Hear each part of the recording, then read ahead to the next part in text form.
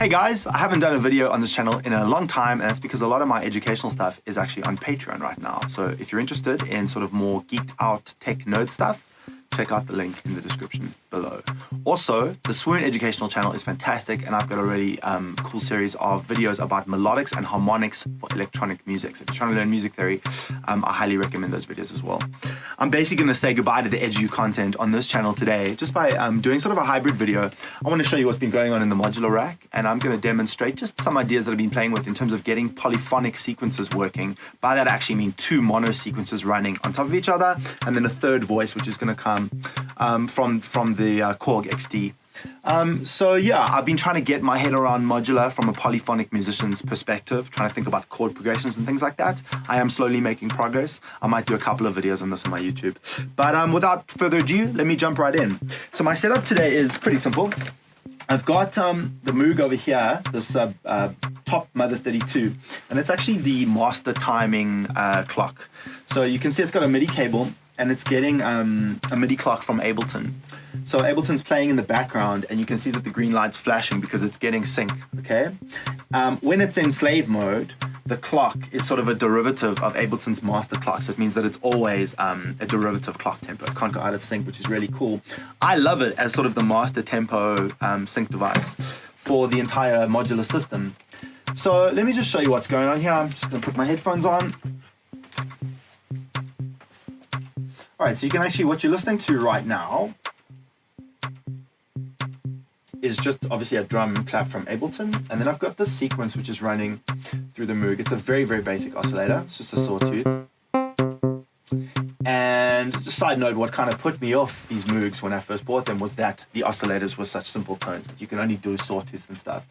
I love the sequencer. I'm not so crazy about the oscillators. I'm not so crazy about subtractive sawtooth in general. I just like more organic, sort of more interesting oscillator sounds. Something I'm going to do today is patch CV and gate out into the plates so you can hear what a Moog sequence sounds like running through a sort of more interesting oscillator. So over here we've got this sawtooth sequence. And it's got, by the way, no modal information. The way that I work, if I'm doing polyphony for modular, is I run one sequence and it's only got root notes and things like fifth in. I don't use thirds, sixths, or sevenths because they would force my hand to being in either major or minor. If you don't know any music theory, that's probably pretty confusing. Just trust me for now. Cool, so here's the sequence. And what I'm gonna do now is you can hear, if I just ground that with the Korg,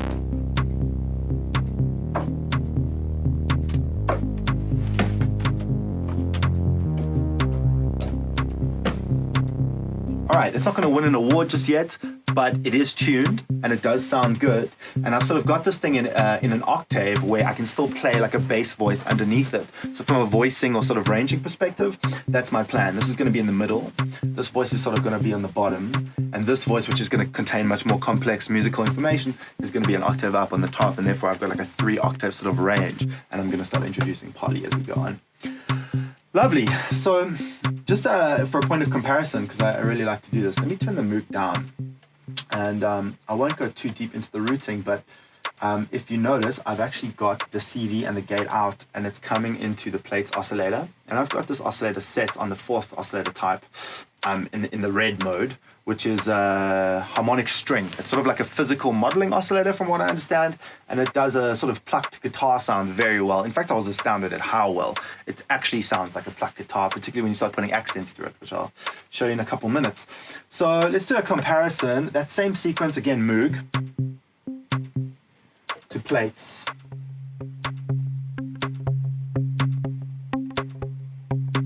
Okay, now what's really, really cool is, and what I love to do is, and I can do it on the Moog keyboard, is just change the key, the root note of the sequence. Oh, it's an octave up there. There we go.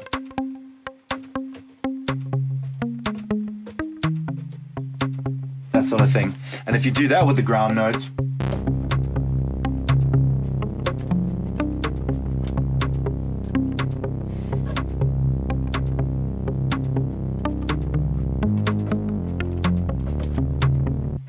that sort of stuff.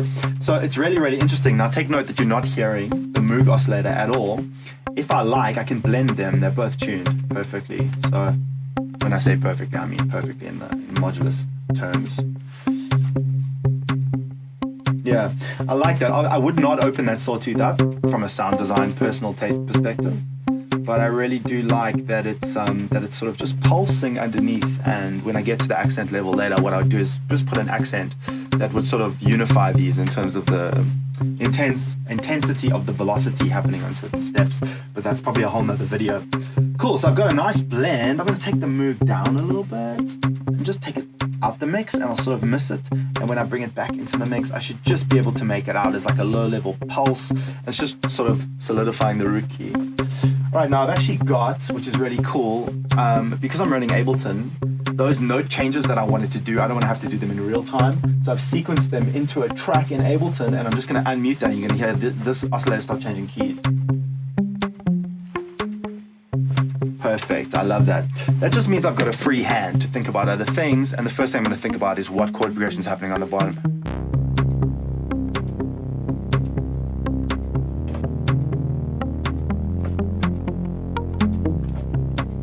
Okay, and as long as I stick to the key signature of C minor, I know that I'm good. Okay, so I can really have a lot of fun, and that's what I love. I love leaving this voice to run. By the way, this oscillator is not even starting to get in.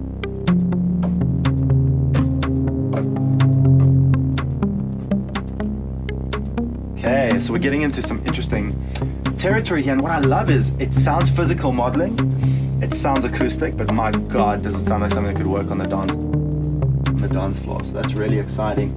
If I wanted to, in a more advanced modular setup, I would probably have something modulating this cutoff as well, just slightly. I don't want to open it too much, but just a little bit.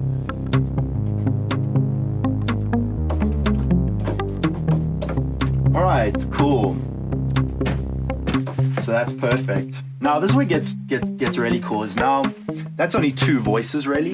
I've just got the Moog running this mono sequence, and it's duplicated in terms of musical information. It's just a duplicate of two oscillators, one conventional sawtooth and one physical modeling oscillator that's running through the plates. And then I've got this oscillator running underneath as a bass voice. I haven't introduced a second oscillator here though. So I've got two more plates. In fact, I'm very lucky. I've got three plates. One is actually a friend that I've put into the rack temporarily. And what I'm going to do with these is one is running on hat mode, okay, and another is running on a duplicate of this oscillator type, which is another physical modeling oscillator, same guitar sort of plucked sound. I'm going to use this to create a harmony for this riff, and I'm going to use this to create a hi-hat, okay. I've actually got a sequence running in here. So to demonstrate this, I think let's just go, it is already going gate out into, gate out. Okay, what's happening is this is going gate out into a multi, and the mult is coming out, and it's gonna send a gate signal into the hat. So this is running into my mixer channel 2. Let me turn it up. Okay, and you can see how it's perfectly clocked, which is really, really nice. Okay. Now it also so happens that something I have in this sequence that's not in this sequence is I have an accent. Okay. And I don't know if you guys use accents, but typically accents, as I used to know them, is like associated with sort of acid riffs and stuff like that. Or maybe just putting like a hard velocity signature, a hard step of velocity into like a drum sequence. I never really saw them as something very interesting. What I've been discovering in Modular is that accents can do a lot more than they used to do on old school synths. So I have an accent that's running, it's on every third step, okay? It's on step number 3 rather, not every third step. And the way that I've routed the Moog is that the accent is actually getting patched out to assignable out. So I'm going to take assignable out, and I'm actually going to take the assignable out, this accent out, and I'm going to send it into a mult as well. So I've got multiple copies of it.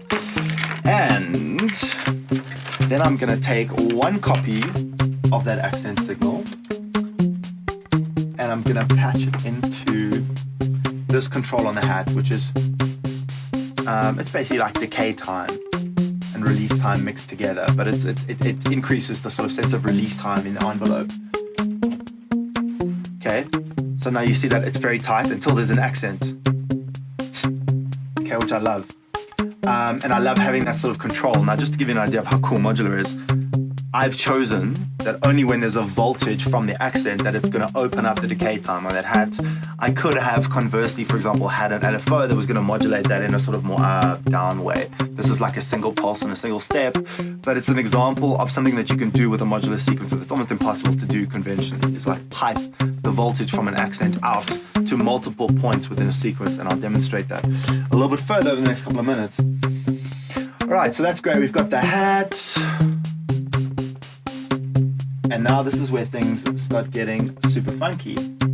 So this Moog, as I said, is running a melodic sequence, and the melodic sequence has a lot more musical information. What I mean by that is it's not so neutral modally. It has thirds, it has sixths, it has sevenths, and those third, sixth, and seventh notes are from the minor scale. I'm in C minor, by the way. And I was happy to have only one voice that would have musical intervals in it that would push the mode into either major or minor. I've gone minor, and I think if you want more explanation of that, the best thing to do is just check out my free videos on melodics and harmonics for electronic music production, which are available on the Swoon Edu channel. That'll go through the whole sort of thesis of why I do things like this. All right, so suffice it to say, so firstly, just listen to this oscillator can... All right, now, let's introduce this last voice.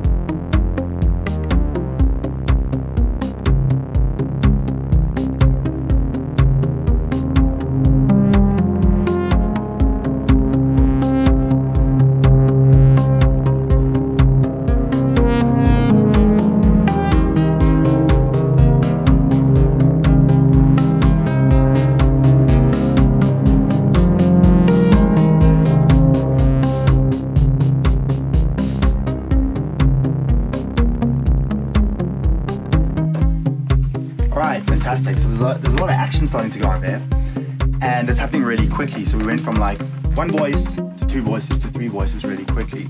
I haven't even introduced any real modulation, and that's obviously would be the next step. But what I love about it is, for what I used to think about modular, which is very bleepy and bloppy, it's clearly coming through with like very strong musicality. And I'm really enjoying not only the musicality of the modular, but also its ability to produce these crazily realistic acoustic sounds. And of course, that's not unique to, but quite specific to, has been championed by these mutable instruments modules, which I love so much, and that's why I'm such a huge fan of mutable. It's almost become a cliche to have mutable stuff in your rack, but I think that's because it's just so clearly brilliant at doing what it does, which is these weird resonators and physical modeling oscillators. So yeah, that's a basic example. I'll take it up one more level of complexity before we call it a day. I'm going to pipe that accent that I had, and I'm going to pipe the accent out to also open up the morph control on the second physical modeling decay. It's a subtle difference, but it's something that'll just make the sequence feel a little bit more unified. So now, of course, I have to trace this. I've got a signable out. Okay, there's my mult. So this mult is going to come over here, and it's going to come into this control as well.